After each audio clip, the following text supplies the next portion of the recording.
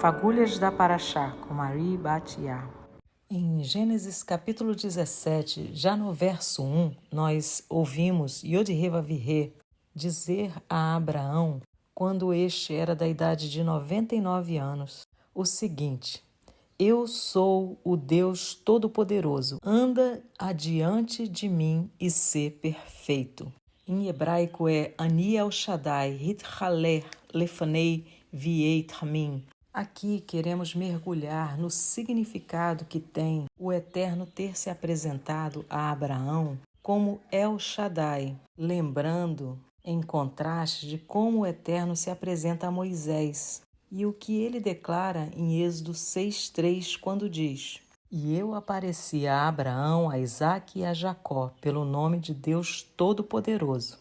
Exatamente o título de El Shaddai. Mas pelo meu nome, Yod-Hê-Vav-Hê, não fui conhecido a eles. Este título de El Shaddai tem El, que é Elohim e significa poderoso, e Shaddai, que contém a palavra hebraica Shad, que é peito ou um seio de uma mulher, que nutre e protege seu filho. E então, este título traria à primeira vista Deus se apresentando como aquele que é todo-poderoso e que guarda, protege e nutre. Mas na sabedoria judaica, Hazal, Rashi, nos oferecem alguns insights muito interessantes. Eles dividem a palavra Shaddai, separando a letra Shin e dizendo que isso significa quem ou que, e a palavra Dai, Dalet Yud, é parte daquela mesma palavra que nós declaramos na Páscoa, quando dizemos: se o Eterno tão somente nos tivesse tirado do Egito, isso já seria o bastante, Dayeno. Mas ele fez mais, ele sempre faz mais. Então, de acordo com a sabedoria de Hazal, Shaddai significaria: eu sou aquele que disse ao mundo, é o bastante, basta. E lá eles tratam do Shabat sendo esta ordem para que o mundo cessasse a sua expansão, quer seja dos céus, quer seja da água, quer seja da terra. Dai, basta. E qual a conexão disso com a história de Abraão? Tem a palavra Shoded, que é conectado à circuncisão, a Brit Milá. E os sábios conectam o atributo de Abraão como Tamim, que é perfeito, significando um estado de completude, sem excesso e sem falta, estando correlacionado à palavra Tamam, que quer dizer terminado, completado, e, portanto, feito cessar. E eles ensinam que o atributo de Deus como El Shaddai, aquele que disse ao mundo, basta, cesse, não permitindo que nada fosse além do limite estabelecido pelo próprio Eterno, é paralelo ao atributo de Avraham como Tamim, como perfeito, aquele que não ultrapassa os limites dados pelo Eterno.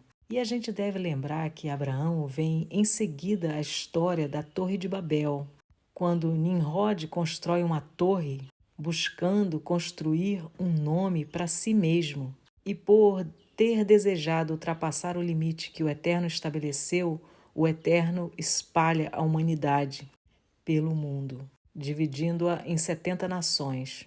E é justamente no capítulo 17 de Gênesis, depois que nós vemos todo o proceder de Avrão, ouvindo falar de Deus, e ao invés de construir cidades e estruturas para si, ele arma a sua tenda, temporária, provisória, frágil, e constrói um altar de pedras para adorar ao nome de Yod-Hê-Vav-Hê.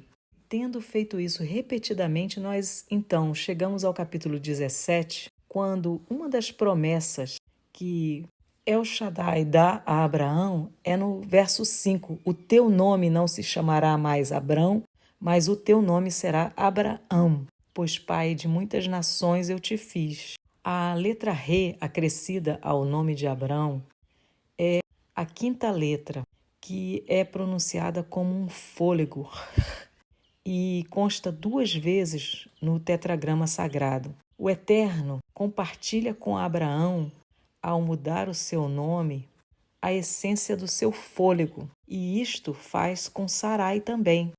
O seu outro re do seu nome no tetragrama é dado à esposa de Avram, ficando Avraham e Sarar. E junto com a mudança de nome, o sinal, o ot, da aliança que Deus faz com Avraham é a circuncisão.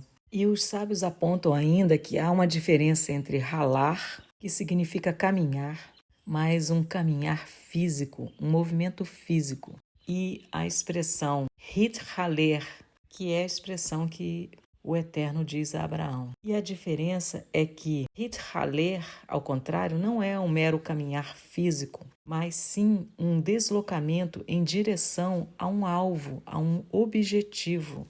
E em todo o movimento de Abraão, em obediência ao sair de Ur dos Caldeus e ao caminhar honrando ao Eterno Todo-Poderoso, ele demonstrou que era tamim, perfeito, não ultrapassando os limites que o mundo, antes dele mesmo, tinha buscado ultrapassar. Os da geração de Noé, que morreram no dilúvio, e Nimrod, e os daquela geração, que foram espalhados. Abraão, ele atravessa o rio Eufrates em direção à terra prometida. E por isso ele é um ivri, um hebreu, aquele que cruza.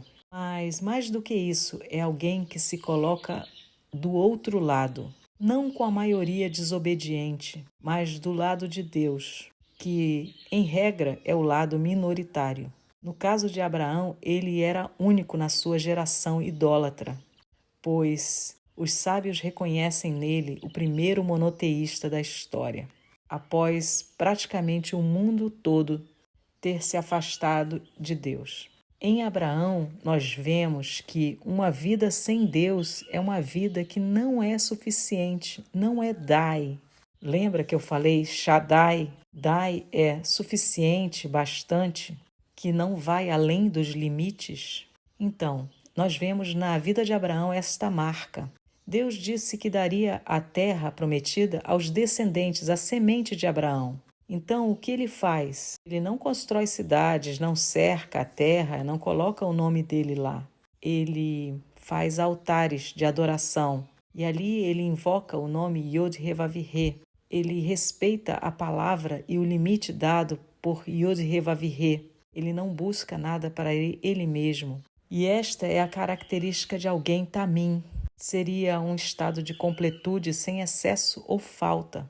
Em Deuteronômio 32, na porção Hazinu, nós lemos no verso 3, porque publicarei o nome de Yod-Heh-Vav-Heh, engrandecei ao nosso Deus, ele é a rocha, a sua obra é perfeita. Está escrito no verso 4, a rocha que é tamim. Uau, a rocha é o Mashiach, e o Mashiach é tamim. Abraão era tamim como o Mashiach. O Mashiach nos ensinou a Torá que ele ouviu do seu pai. E nós sabemos que o mandamento que é ordenado não está oculto, nem distante, não está nos céus, nem podemos dizer que não podemos ouvi-lo, shma, e cumpri-lo. Isso está escrito em Deuteronômio 30, 11 e 12. Então, nós temos um chamado de sermos tamim, completos, sem excesso ou falta, por uma obediência à instrução que não busca interesse próprio, não busca um nome para nós mesmos, mas que exalta o nome do Todo-Poderoso, como fez Abraão. E assim, quando o Eterno fala com Abraão, Ani El Shaddai, Hitchaler Lefanei Viei Tamim, eu sou El Shaddai, anda adiante de mim e ser perfeito, devemos entender que enquanto não incorporarmos essa expressão em nosso viver, de fato não poderemos ser considerados Bnei Avraham. O Eterno deve ser suficiente em nosso viver, Daieno. A sua palavra deve ser suficiente em nosso viver para vivermos, Daieno. E o chamado a andarmos diante de Deus é expresso numa oração que repetimos a partir de um Salmo de Davi, o Salmo 16:8. Eu proclamo isto todas as manhãs ao acordar. Tenho posto Yod-Heh-Vav-Heh sempre diante de mim. Em hebraico é Shiviti Yod-Heh-Vav-Heh Lenegdi Tamid. Tenho posto ele continuamente diante de mim, para que eu também possa hithaler, caminhar em direção ao alvo, em direção à soberana vocação de que nos fala o apóstolo Paulo. Shalom.